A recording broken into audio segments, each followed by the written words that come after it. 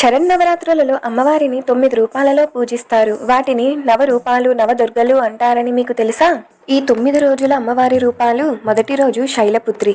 ఈమె హిమవంతుడి కుమార్తె. ఈమె వాహనం నంది. ఈమె చేతిలో త్రిశూలం, కమలం ఉంటాయి. రెండవ రోజు బ్రహ్మచారిణి. ఈమె జపమాల కమండలం ధరించి తపస్సు చేస్తుంది. దీక్ష, ధైర్యం, జ్ఞానాన్ని అందరికీ ప్రసాదిస్తుంది. మూడవ రోజు చందగంట. ఈమె సింహవాహనంపై కూర్చొని కంఠంలో గంటతో శత్రువులను భయపెట్టి భక్తులను రక్షిస్తుంది.